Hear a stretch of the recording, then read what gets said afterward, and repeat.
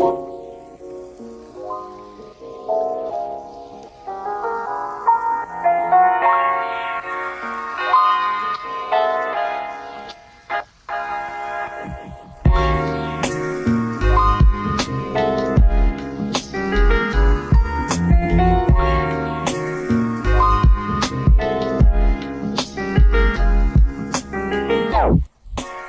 everyone, welcome back to Young and Wiped Up. This is Marcella. And I'm Gabby. And thanks for joining us this week for another episode. We would really appreciate if you guys will leave us a 5-star rating and a review of how you are blessed by our podcast. If you enjoy the content that we put out for you guys, it is a free way that you can support us on whatever podcasting platform that you use. Also, another way to get plugged into the Young and Wiped Up community is to join our Facebook group, which is free. You just have to answer a few questions in order to be admitted into the group. It's a great place to stay up to date with episodes that are coming out. Sometimes we even give you guys an opportunity to request episodes or make suggestions for us of things you want us to talk about. As well as things like prayer requests. If you have a small business, you can plug it in over there. We love repping the small businesses of our fellow sisters in Christ. And I'm trying to think what other big things over there as well. Sometimes people also ask just like random homemaking things, posting about who knows what. It's just kind of all over the place. Along the same vein of what we usually talk about, obviously. And then another way to support us is financially by becoming a patron on our Patreon group. There are multiple tiers you can choose from depending on your budget, and they come with different benefits. We have a huge backlog of bonus episodes from many seasons, as well as digital downloads, digital products that Gabby has created a ton of. We also, for our higher tiers, have video chats with Gabby and I and the rest of our queens. The bonus episodes are definitely like the biggest thing with the Patreon, because the 2 higher tiers get access to the bonus episodes, and even if you only had it for a few months, you could probably like get through all of the stuff that we have on there. There is a lot. So if however much we're uploading here currently, Spotify, Google, Apple, wherever you're listening to, is not enough, Patreon is a place to go because there is a ton to catch up on over there as well. Awesome. Thank you so much, Marcella. So today we're going to be talking about a topic that we are both very passionate about. And speaking of Patreon, I have a blog that I wrote. I'll tell you exactly when I wrote it. I wrote this blog January of 2024 called Making the Sabbath a Delight. And I talk about Sabbath activities. I even talk about Sabbath activities particular to children to help your children keep the Sabbath day. And then also on our Patreon, we have an entire blog of Sabbath resources. If you are interested in learning more of the theological reasons why Marcella and I keep the Sabbath day and why we keep it on Sunday, why we do not commerce, we do not spend money or go patronize businesses, and why we abstain from what we would consider worldly activities that we would be okay doing the rest of the week, that we put on pause, and we try to keep all of our attention and our meditation on the things of God and His creation, and things that are helping us to spiritually rest and not just physically rest. So we do have an episode that could be kind of along the same lines of the one that we're doing today, but this one's a much more updated one. We did an episode that you can find on whatever podcasting platform that you're listening on called Preparing Our Homes for the Sabbath. And we did that one in October of 2022. So that was almost 3 years ago that we did the episode, and both of our families have moved since then. And we have a lot different church cultures that we're a part of now, and different things that we do, more activities or different activities that we do. And we just wanted to talk to you guys about ways that we rest as homemakers on the Lord's Day, on Sunday, and also ways that we prepare our homes currently for the Lord's Day, how we prepare our hearts, how we prepare um, meals, anything extra that we do to make sure that we are getting the most out of the Sabbath day, which happens 52 times in a year. And it is our kickoff day. It is our holiday every week and a very special day to both of us. So if you want to know more about, again, why we keep that day specifically, why we believe it is a Christian duty, and why we believe it's not only a Christian duty, but a Christian delight to keep the day holy and all of the benefits of it, then you can go seek out those resources that we already have for you guys on Patreon and on our podcasting platforms. So, getting the prequels out of the way, let's get into the nitty gritty. Marcella, what are some ways as a homemaker that you prepare your household for the Lord's Day? So this definitely ebbs and flows depending on the weeks and the seasons. I feel like most consistently, what tends to help our family a lot are a few different things. For me, when it comes to the things that I have to take care of at home, is making sure that I am being diligent in my homemaking during the week so that I don't feel the pressure of needing to catch up on Sunday. And it's been kind of a learning curve since we moved because of Jed's schedule. One of the days that he works is on Saturday. And so we are usually running into dilemmas sometimes of Saturday being very overwhelming, because it's not a regular weekend like everybody else has. So then the next day we're going straight into Sunday, it's church and all the things that need to be done pertaining to that, getting out the door and, all that stuff.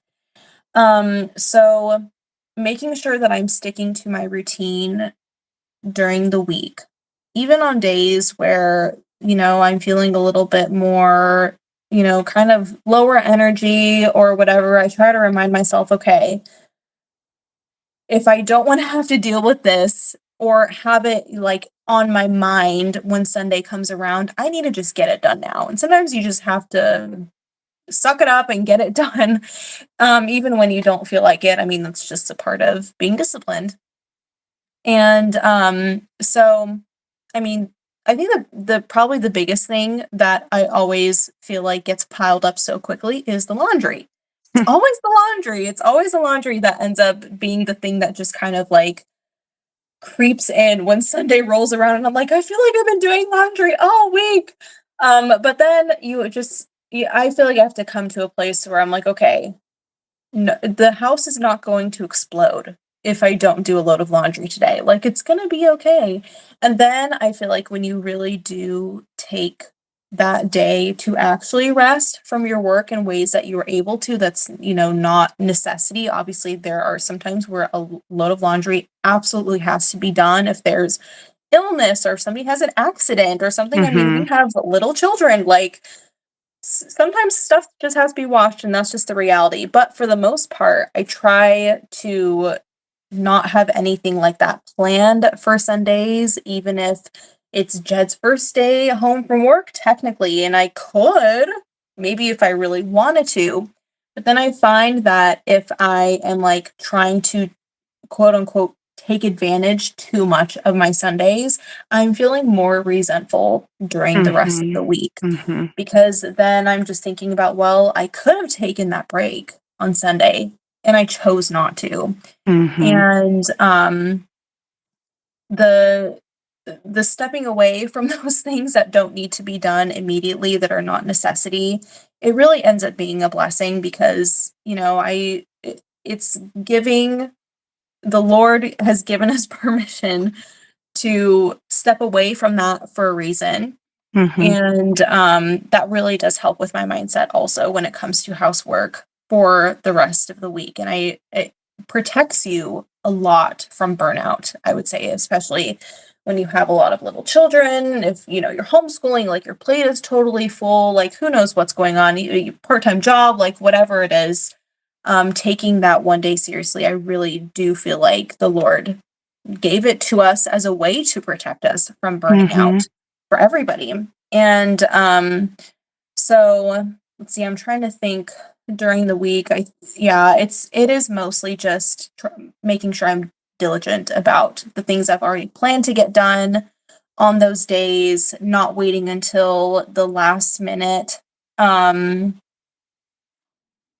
hmm. Oh, also making sure that we are not running on scraps by the time Sunday rolls around when it comes to food. I've had to play around a lot with like the grocery shopping, meal planning schedule over the years. And I think recently we've kind of settled into a rhythm of like I do most of the time I'll do like a Walmart pickup on Fridays. And then if I know there are things that I'm going to get from the farmer's market the next morning, I will like save room in the budget for that as well. That way we are stocked up when Sunday rolls around. And so, obviously sometimes things fall through the cracks. Sometimes there are off weeks and the things don't, they don't go as planned, making sure, we have very simple, easy meals for Sunday planned. That way it's not a ton of legwork for me to try to get food on the table. And then also getting our imperfect foods boxes every other Saturday has also been really helpful because sometimes if I don't have the time to go and do a Walmart pickup, or if I don't have the time to go to the farmer's market, um, which the vendors at the local one that we have, it's not even year round. So Mm. sometimes there's like season during the warmer seasons, there's more stuff to choose from and that, that sort of thing. But having the imperfect foods boxes scheduled to come in on Saturday mornings gives me some relief because I know that we will have something to eat when Sunday rolls around, even if I haven't even gotten around to maybe a whole like grocery haul. So that has actually been a really big help as well as utilizing the imperfect foods boxes and scheduling them that way, when the next week starts and we have Sunday, we're not really having to worry about food. And then let's see. Um, Jed has been very gracious and helpful on Sundays especially, because obviously he's off of work, but he knows to an extent that my work in a way is like never ending. That even the days that he's home, cooking still needs to happen, to an extent. We're obviously not going to be eating out at all on Sundays. So even if that's throwing some frozen meals in the oven, I mean, dishes still have to be washed. I mean, sometimes we try to use paper goods. If the dishes are kind of out of control, we like to break out the paper plates, and that's helpful to kind of cut down on some of the work. But he has been very gracious. I mean, just for I don't even know how long now of trying to give me a break from a lot of the cooking. So for the most part, he will make breakfast on Sundays. And that gives me a little bit more time to get ready. I can shower, do like more makeup, do my hair, and like get ready more for church and that sort of thing. And, that gives me some time to kind of reset myself for, the week coming up as well. And, taking on some more of those things that I am normally doing during the week when he's gone at work and I'm home with the kids by myself. And he's kind of figured out his own, like he has his own breakfasts that he likes to make and that he's, pretty fast and efficient at, and he can get on the table and, getting us out the door, getting kids ready and that sort of thing. And so I've been really, really blessed by him, with how hands-on he is even on Sundays, and he really doesn't have to help me, but he wants to give me a little bit more time to get ready, some more time to rest. And yeah, the Lord has really blessed me with a husband who's willing to do that for me. So that's been a huge help. And I know not everybody um, has that has that benefit. Sometimes, we're in, like, a different season. Thankfully, I don't have babies that are up all night nursing at this point in my life, and so, everybody is somewhat well rested, thankfully, and so, we can kind of tag team a little bit more. Because I feel like when you have new babies, like, mom is very much just like it baby is like it's like mano a mano, that's like my territory, and then, like, dad kind of ends up dealing with everybody else, so it's kind of nice because we can kind of split evenly a little bit more now, which is always really helpful. So yeah, Sundays, is definitely a time where Jed tends to take a little bit more off of my plate, which is, like I said, just a huge blessing. So, I know Ryan is, like, also just, like, the breakfast king. He loves his making his breakfast. I mean, yeah, I know that, he takes that on too, which I know is probably so helpful for you too. So, why don't you get into what has been helpful for you guys over there? Yeah, so a lot of the same things. Yeah, Ryan does take on, and which could go kind of into my next question or point was like, which is going to be more like how do we rest, intentionally that day spiritually and physically. But I think, yeah, one of the things is like we do plan on typically Ryan making breakfast. The only time that I make breakfast is usually when we have people staying with us on the Lord's Day, because then it's like Mm, a big ordeal. But if it's just us, Ryan takes it on and he does most of the dishes. And that is a huge blessing, which also contributes to my ability to rest more. And it's actually something that he's been doing for a really long time. But last year, sometime, I can't remember if it was in a sermon or a Bible study, our pastor did encourage all of the husbands in our church to take more on, take off of mhm, the wife's plate and the mother's plates so that they could properly rest more, because like you said, like our work, it kind of is one of those works of necessity and mercy. A lot of our work is. And so, meals still need to be made, dishes still needs to be done, sometimes emergency loads of laundry need to happen.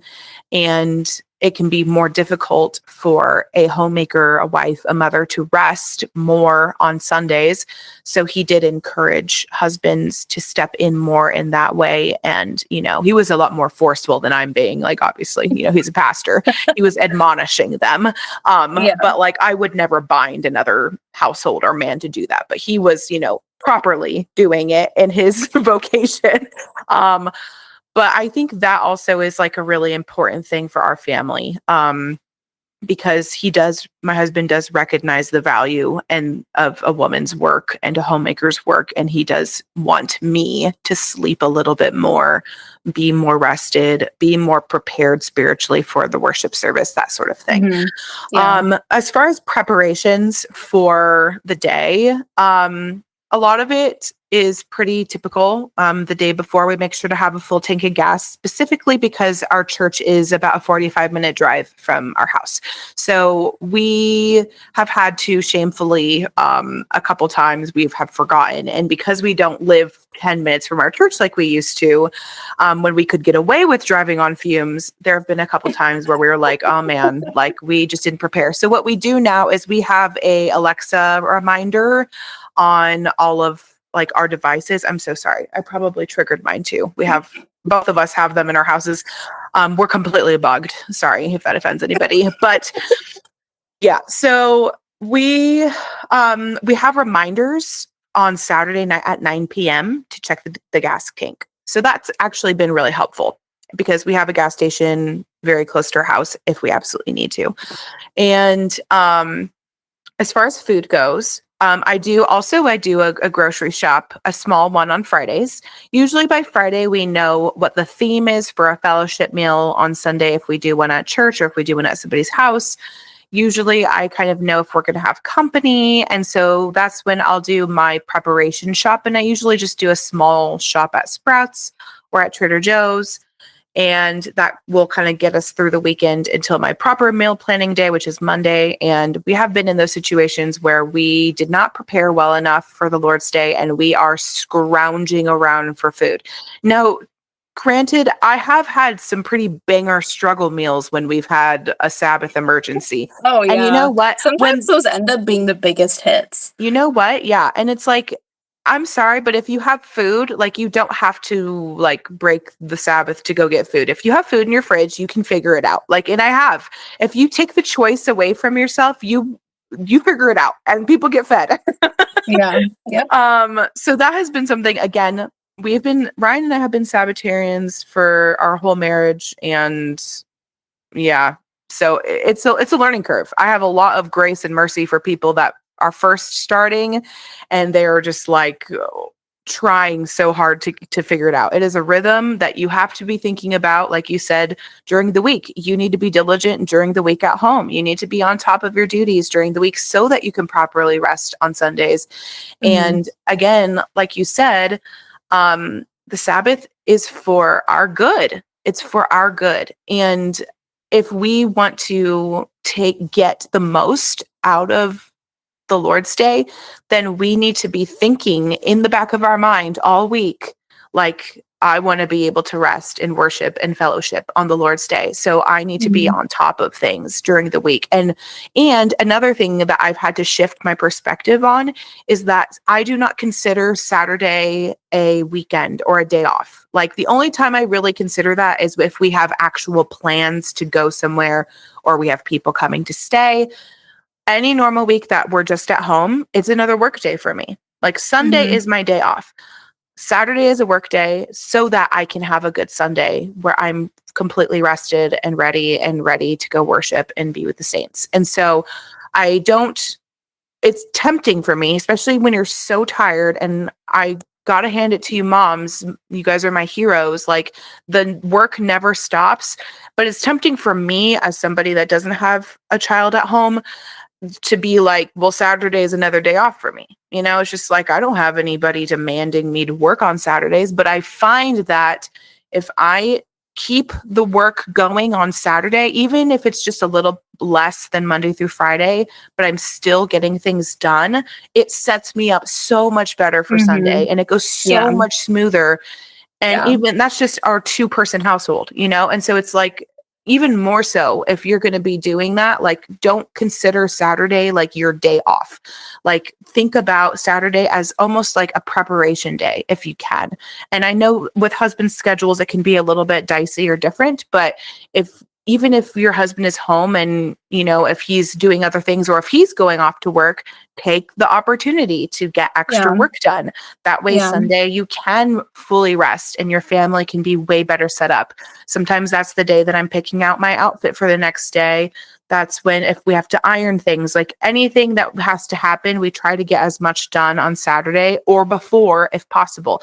So, my typical thing that I bring to fellowship meals on Sunday, because we do like potluck style, either at the church or at people's houses, sometimes both. Um, I bread is something I always have going, and so I can always bring bread. So if you feel like you're like, I need to bring something and I have to think of something new every time. Like we have people in our church, like they bring the same thing every week and that's their thing that they bring and it's easy and they can throw it together and it's like fast. Like some person brings chicken drumsticks every week. Some person brings bread every week and you can kind of Mhm. count on that. And we appreciate that because bellies are filled, you know? And like, yeah, it's nice to have some variety, you know, sometimes. And we try to keep themes, at least in our church, we do have like themes for most of our fellowship meals. So we kind of know what to bring more specifically. But for me, bread has been something really trusty, and also just like a big old case of sodas is everybody's always appreciative, and like juice boxes for kids. You know, it's like those are super easy. The Honest Kids organics are like super affordable. You can get a ton of them, and everybody appreciates that. So things like that, I try to always keep in our fridge for when we have fellowship meals, so that we can bring something, even if it was a really hectic week. And then um also, I try to, one thing that is like more fun or things that help me to get excited for the Lord's Day is if I hear about like a book or an article or a Mhm. video or a podcast Yeah. that's more centered on my faith and more theologically driven, or maybe it's like a memoir of like a martyr or something like that, then I will save it for Sunday. Yeah. And that's like something I can anticipate and be excited about on Sundays. Not that I don't listen to faith driven things during the week, but because I dedicate the whole day on Sunday to those things, it can help me to keep the Lord's Day better if I have things that I know I can do. That way I'm not tempted to be like idling on my phone or just like zonking out. Like, and sometimes, a nap needs to happen, depending on how crazy the day was.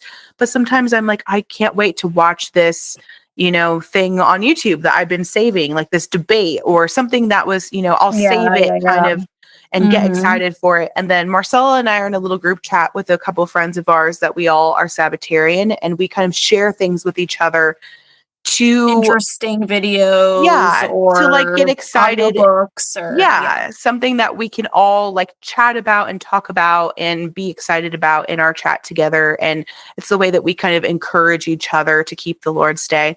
So that's another kind of preparation thing I do as far as Mhm. like thinking ahead is like, I want that day, I want to get the most out of the day. And it's genuinely like, it's so funny when I tell people, like, which people, most people know now because Ryan and I, this has just been our life for almost a decade, is like, it is my favorite day of the week. Like it's such a blessed day. Like, I don't know. Like, I know some people can think that, it sounds like really boring or lame, or why aren't you going out to dinner? Or why aren't you doing that? And it's like, I get to spend the whole day thinking about the things of God. I get to go and fellowship with my fellow brothers and sisters. And I get to be filled up by the worship service, by good and edifying things. And it catapults me into the week, and it helps me to be able to put my hand to the plow and work hard, Mhm. during the week. Yeah. And it's like, I know I can make it to Sunday and rest. And it's like, that's Mhm. such a blessing.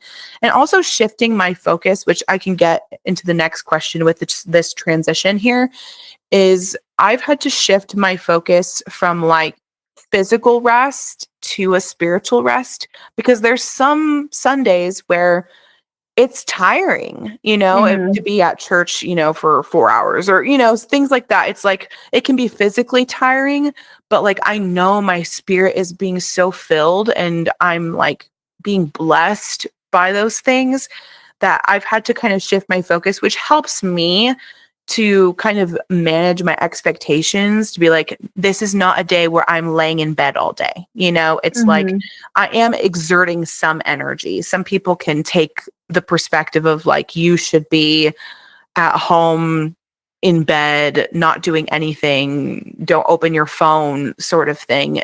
And I do think that it is more biblical to have a spiritual rest, that where you do rest from your daily work, but that you are being filled up, you are gathering with the saints, and that can be sometimes physically tiring. Like sometimes, like Mhm. today, it's Monday, I'm tired. We had a full day at church yesterday, fellowships, we had a couple over for dinner. I'm so tired today, but you know what? My soul is so filled up and fired up. Like I was spiritually resting, and it was like a blessing. So, um, which goes into the next question of, how do you try to make sure that you are resting in the Lord on Sundays outside of the preparations that you do? Kind of like, what do you do to make the Lord's Day a delight as a homemaker, as somebody that has little children that demand your attention and time? Yeah, I think what you mentioned about like setting things aside, maybe that you're excited to learn about, audiobooks, maybe YouTube videos, interesting, articles or whatever, kind of like bookmarking those things, like mentally bookmarking those things and setting them aside for Sundays definitely helps with not just defaulting to being on your phone or maybe just going back into what the daily routine usually is for the rest of the week.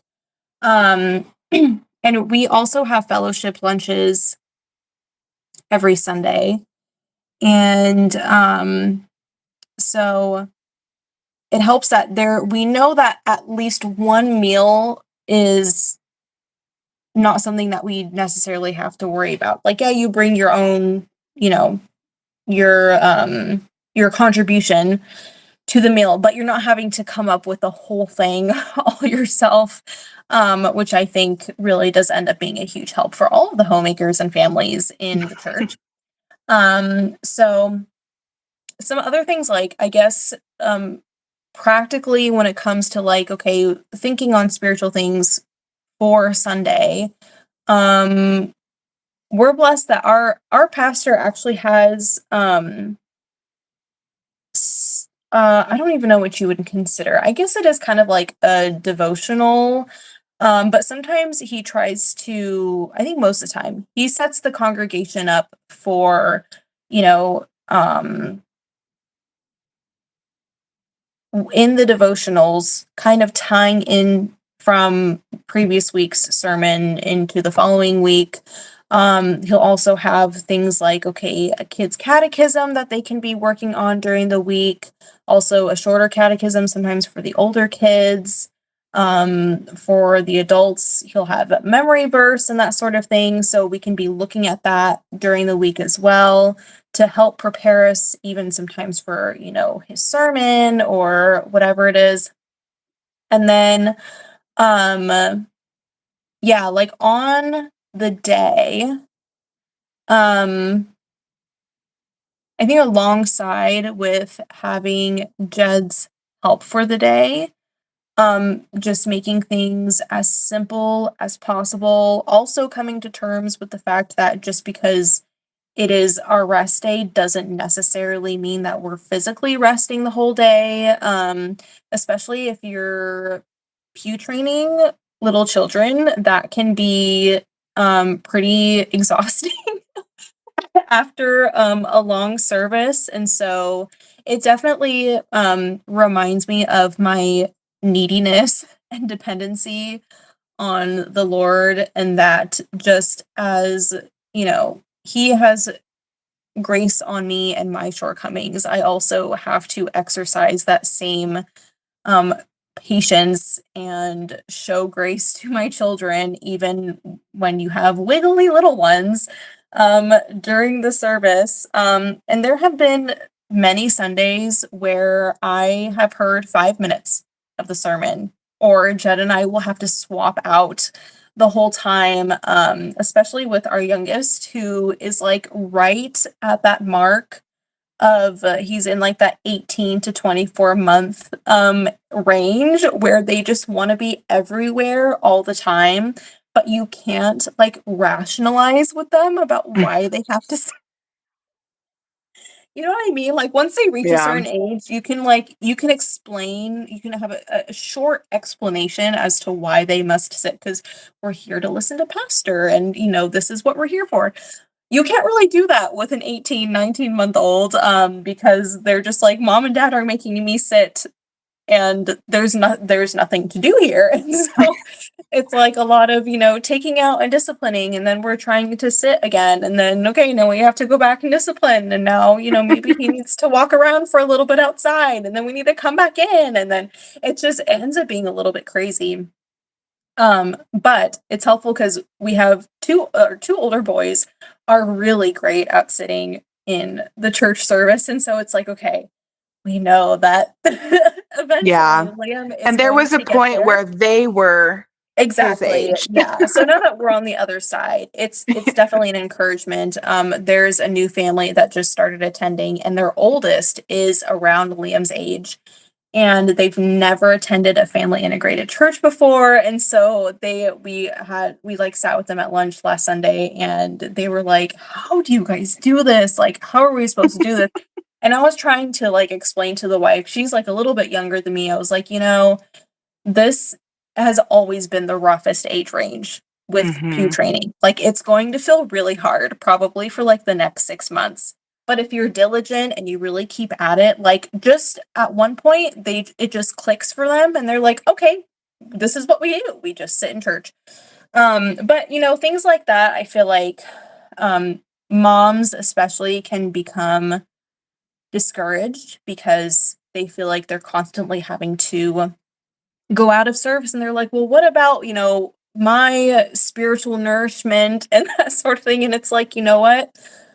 There's so much grace extended. Like, the Lord knows, when you have little ones, you don't just stop being a mother as soon as you walk into church. Like, it's just not how it works. And so, I feel like practicing with family worship during the week, Yes. practicing sitting during family worship is like a super practical thing that has been helpful for us. And those are just short stints of sitting and trying to work up to longer and longer and longer. And I'm sure other mothers who have way older kids and are way more experienced probably have even better tips than I do. And praying a lot, that the Lord would not only help your children, but help you during the service. And another thing that helps me personally also, um, we do the Lord's Supper every week. And I know it's like different with every church, you kind of do it in different increments of time, but we do ours every week. And there's something that I always think about that I read from this really, really short, I would almost consider it like a booklet from the author Thomas Wilcox, A Choice Drop of Honey from the Rock of Christ. And there is a section of there. I read this quite a while ago, and I meditate on this when we're preparing for the Lord's Supper, and it's been really helpful for me. And this is from chapter 4 of the book, and it says, He is the Lamb of God, he being Christ, is the Lamb of God that takes away the sins of the world. He went through all your temptations, dejections, sorrows, desertions, and rejections. He has drunk the bitterest of the cup and left you the sweet part. The condemnation is out. Christ drunk up all the Father's wrath at one dose. Nothing but salvation is left for you. And I think of that every time we take the Lord's Supper, and it's really helpful for me to get my heart in the right place, to be meditating on what Christ did for us and the sacrifice. And also, I mean, our children don't take communion, but even having them, this is what is so helpful about Family Integrated Church, is that our pastor explains what it is that we're doing and why we do it, and our kids get to hear that every single week. Mhm. That way, when they are at that age, that they can partake in the Lord's Supper with us. It's not going to be anything new to them. This is something that they've heard over many times, over many years of their life. And that's something really special that we get to do every Sunday.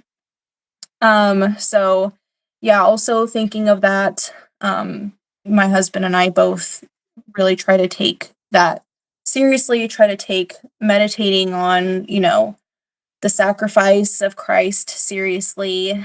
And, that can, like I said, that can vary from season to season, depending on what your church does. Like, I know you guys do it way more spread out Mhm. than ours does. And it's a lot, it's probably quite a bit more in depth than what we end up doing every week, because it is like you have a longer period of time in between taking communion, which is, I'm sure, is like really special for you guys. So that's also something, like another aspect of Sabbath that we Mhm. are always thinking about as well. So yeah. Cool. Yeah, so I concur many of your thoughts and sentiments, and I, as somebody that does isn't pew training, I pray every morning when we sit down, because we have so many children, very little children at our church. I always pray for the mothers and for the children, that the Lord would help them and it would be a smooth experience, that God would give them so much grace and that he would apply anything that falls into the ears of the mothers, that he would apply it to their hearts. Because Yes. I just know, watching for so many years, being in a Reformed church and watching so many mothers go through it, it can be a very isolating and very hard time. And so again, you guys are my heroes.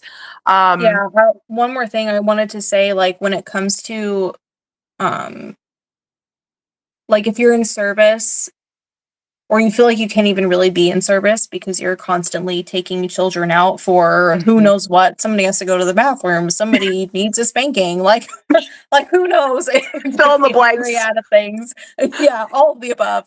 Um, there have been many, many, many Sundays where if there's maybe only a 10-minute stint that I'm able to listen, or sometimes even less than that, where it's like, okay, I'm going to like focus in so hard on what, our pastor is talking about. Even if there's one thing that really speaks to me, I cling to that for the Mhm. rest of the day. Because it's just like, if it's just a very little bit that I get to hear, then it's like, okay, then that's what the Lord meant for me to hear.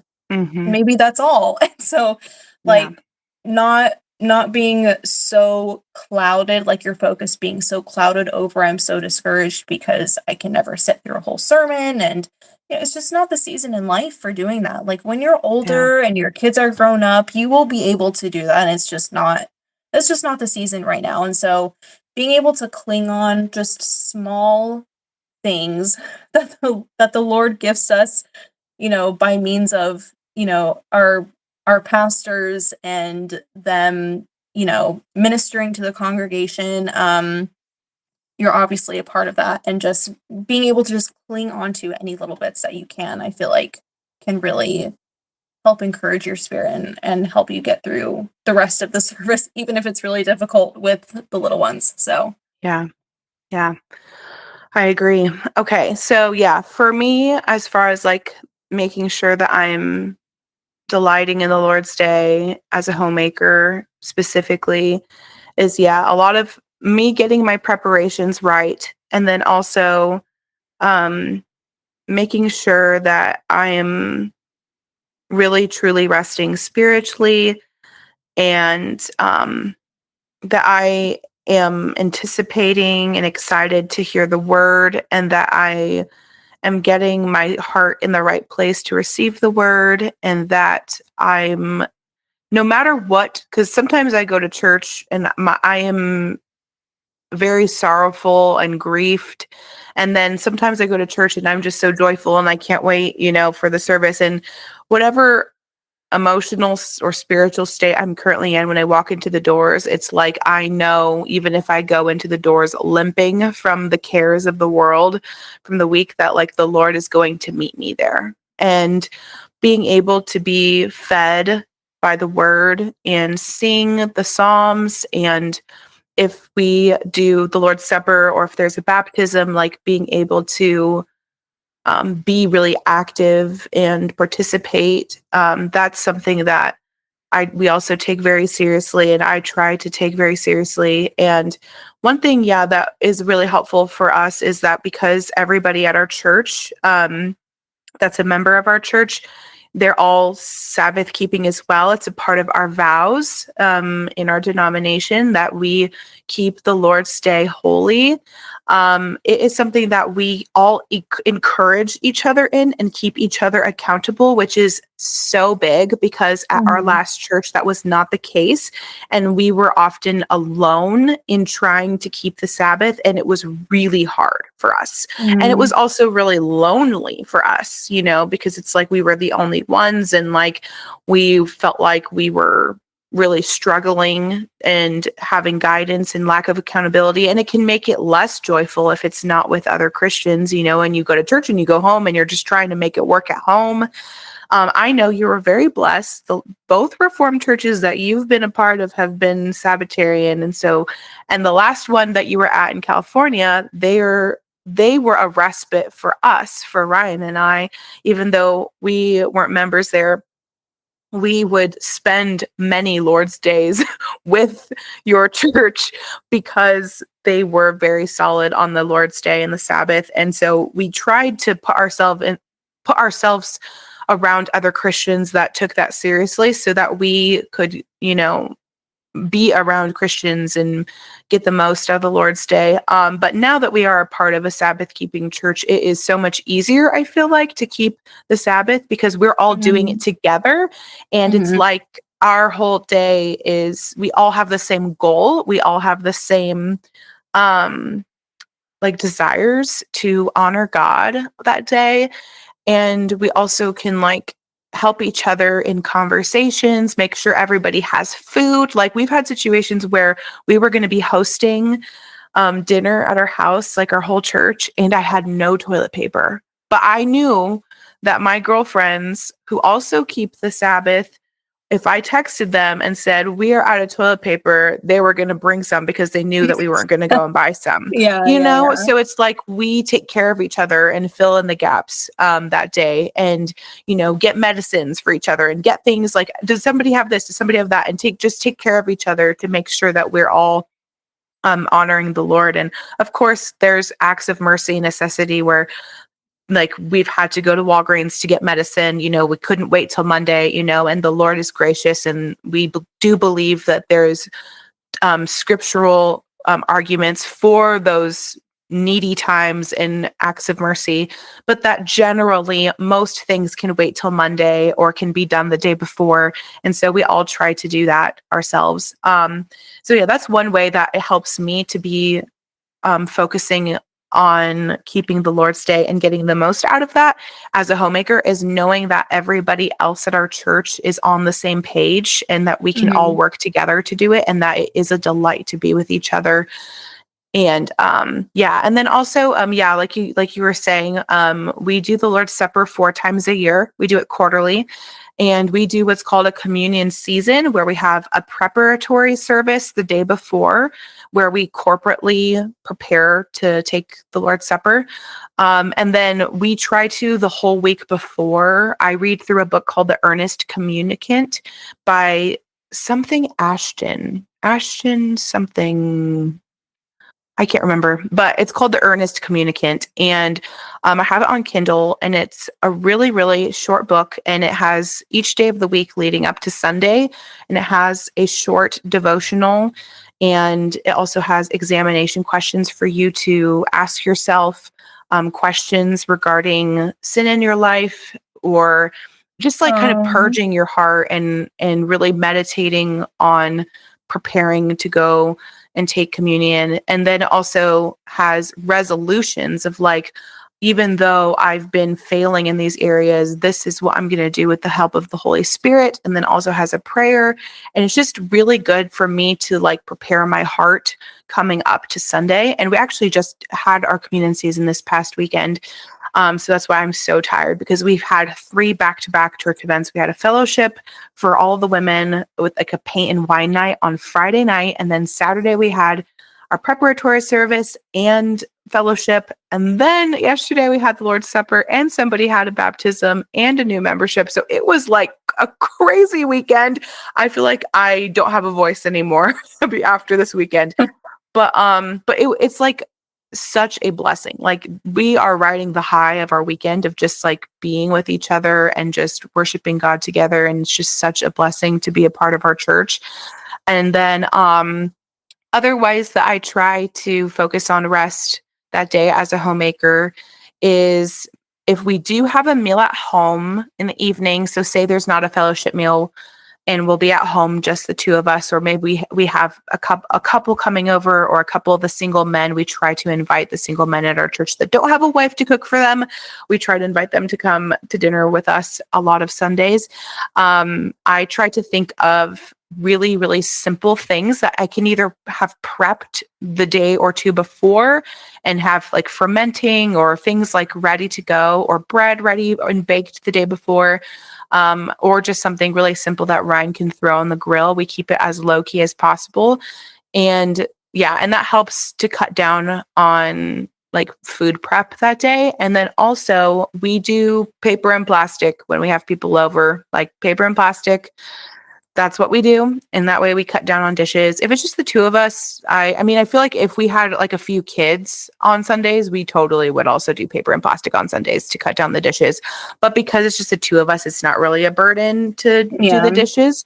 But when we have people come over for dinner, it's like an absolutely must. We must have paper and plastic. Otherwise, Monday, it's like the worst day ever. Oh, yeah. So yeah, those are like the big things. And also just, yeah, like you were saying, just like spiritually preparing myself and resting in the Lord. And also like if we get home from church, I do give myself permission to take a nap and to like physically rest when I need it. And then also just watch and listen to edifying things, reading edifying things. And I have on my phone, and every phone can do this now. If you have an Android or an iPhone, I have an Android. You can have like different routines on your phone that'll block certain apps for certain days. Or if you press this button, it'll trigger this thing. So I have it set on my phone where on Sundays from midnight to midnight, it will be, it blocks all my social media and shopping apps. So I can't access them until Monday. So sometimes like somebody will say something and I'll be like, oh, send me the link on Amazon. And then I'm like, oh, why can't I open Amazon? Well, it's because my phone blocked it. So I'm like, it's okay. I can wait till tomorrow.